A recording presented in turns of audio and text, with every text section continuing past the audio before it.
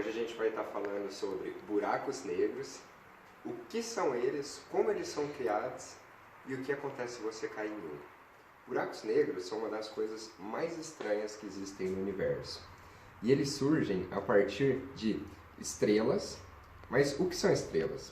Estrelas são coleções de átomos, principalmente de hidrogênio, que colapsam na própria gravidade. São nuvens que colapsam na própria gravidade. E a partir disso, elas criam uma própria massa e passam a fundir átomos de hidrogênio em hélio. Essa fusão, ela libera energia. E essa energia liberada, ela se equilibra com a força feita da gravidade. Então, a energia liberada através da radiação equilibra a pressão feita pela gravidade. Dessa forma, ela mantém um equilíbrio muito delicado. Então, as fusões vão acontecendo ali dentro e vai formando elementos mais pesados, como, por exemplo, o oxigênio até o ferro. O ferro é o último dos elementos que uma estrela consegue formar. E ele não libera essa energia de radiação que nem todos os outros que foram criados antes. Aí, é importante lembrar que as estrelas, para conseguirem fundir os elementos até o ferro, elas têm que ter uma massa muito superior à massa do Sol. Considerando isso, quando elas chegam no ferro e não libera mais energia à fusão, o que acontece é o seguinte: a energia da gravidade para o centro que aponta para o centro da estrela é muito maior do que a energia de fusão que é liberada em forma de radiação. Dessa forma, a estrela ela colapsa na própria gravidade a uma velocidade que chega a 1/4 da velocidade da luz. Dessa forma, cada vez mais massa é jogada dentro do núcleo e desse jeito a estrela morre através de uma supernova e também podem ser geradas duas coisas: ou uma estrela de nêutrons ou um buraco negro. Para que um buraco negro seja gerado, é preciso que a estrela tenha uma massa muito grande. E outra coisa, nesse processo de supernova é onde são criados os elementos mais pesados que existem no universo. Enfim, o buraco negro foi criado. A gente tem ele aqui. E aí? E aí que o que a gente vê, na verdade, não é um buraco negro. A gente está vendo o horizonte de eventos, que é a parte onde a luz ela não consegue escapar dali. Então é só uma mancha negra que não reflete nada.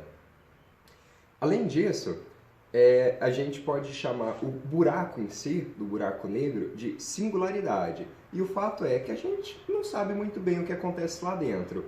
Especula-se que existe uma gravidade infinita lá, ou seja, uma densidade infinita, uma densidade infinita, que uma quantidade gigantesca de massa que tende ao infinito está contida numa partícula sem largura ou dimensões. Mas isso é uma especulação. Por outro lado, a gente tem algumas certezas de que, por exemplo, se você tentar entrar num buraco negro, você vai morrer. E isso acontece de duas formas: ou é uma morte muito rápida, ou é uma morte extremamente muito rápida. Eu vou falar um pouco sobre as duas, mas são bem desagradáveis. Enfim, quando o corpo ele se aproxima do buraco negro, é como se fosse uma pessoa numa correnteza. A correnteza vai levando essa pessoa e ela não percebe, e se torna cada vez mais forte, até que chega num ponto em que ela simplesmente não consegue nadar de volta. Esse ponto é o horizonte de eventos, em que para escapar dali, algo precisaria estar acima da velocidade da luz, o que é impossível. A partir do momento que ele cruza esse horizonte de eventos, na verdade um pouco antes dele também, o tempo ele começa a passar mais devagar para a pessoa que está ali, porque o espaço-tempo ele é distorcido pela gravidade elevadíssima próxima de um buraco negro. Isso faz com que o tempo seja percebido diferente, tanto pela pessoa que está lá dentro, quanto por um observador externo que estaria olhando para aquela pessoa, que veria ela ficar vermelha lentamente e depois desaparecer. Para a pessoa que está lá, ela vai morrer. E essa morte, ela pode se dar de duas formas. A primeira é assim, conforme você vai chegando mais perto do horizonte de evento, a gravidade vai crescendo cada vez mais, até que chega num ponto em que a gravidade em uma célula sua é muito maior que a gravidade em outra célula, porque por mais que o espaço seja pequeno, existe uma diferença muito grande, o que faz com que o seu corpo seja repartido em um monte de átomos. Por fim, você só é uma plasma quente com um átomo de tamanho. Essa é a primeira forma. A segunda, também que é especulada, é que logo ao entrar no horizonte de eventos você se daria de cara com um firewall, né, com um muro de fogo, e seria extinguido ali. Mas tá, e os buracos negros, eles são eternos? Não, eles não são eternos. O que pode acontecer, o que acontece na verdade, quem mostrou isso foi Stephen Hawking, é que existe uma evaporação desses buracos negros através de uma radiação que eles emitem, uma radiação que chama radiação Hawking. O que é que ela diz? Quando a gente olha para um espaço vazio, na verdade, ele não está vazio. Existem partículas que surgem e desaparecem muito rápido. São partículas virtuais que surgem aos pares e se aniquilam.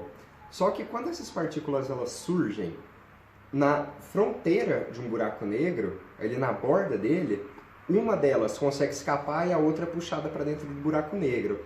Essa que consegue escapar, ela na verdade está levando massa do buraco negro, ou seja, ele está perdendo um pouco de energia. E com o tempo ele vai evaporando, e quanto menor ele vai ficando, mais rápido essa evaporação acontece. Mas mesmo assim é muito lento. Existem uma estimativa de que os maiores buracos negros levariam em torno de um Google ano para se extinguir. Um Google são 10 elevado a 100, ou seja, 1 seguido de 100 zeros. Até lá, o universo já teria se tornado um lugar frio e em que praticamente já não existiriam mais estrelas até que eles desaparecessem, deixando só um pouquinho de radiação. Mas alguns dados interessantes sobre buracos negros. O maior buraco negro que a gente conhece, ele se chama S50014-81. Ele tem 40 bilhões de vezes a massa do nosso Sol e o diâmetro dele é de 236,7 bilhões de quilômetros. Isso dá aproximadamente 47 vezes a distância do Sol até Plutão. Por fim, eu gostaria de explicar como é que um buraco negro pode deletar o universo. O que seria deletar o universo? Seria deletar a informação. E o que é informação? Informação é um conceito abstrato que está relacionado com o arranjo dos átomos nas coisas. Por exemplo, pega um monte de átomos de carbono. Esses átomos de carbono, dependendo da forma como eles se organizam, eles podem ser grafite ou podem ser diamante. Coloca mais alguns átomos, muda um pouco a organização, você tem uma banana. Muda mais um pouco, você tem um esquilo. Se você olha para tudo isso, na verdade, o que compõe essas coisas que são bastante diversas são os mesmos blocos de construção de matéria, átomos. E eles não se importam muito com o que eles estão construindo, eles se comportam da mesma forma.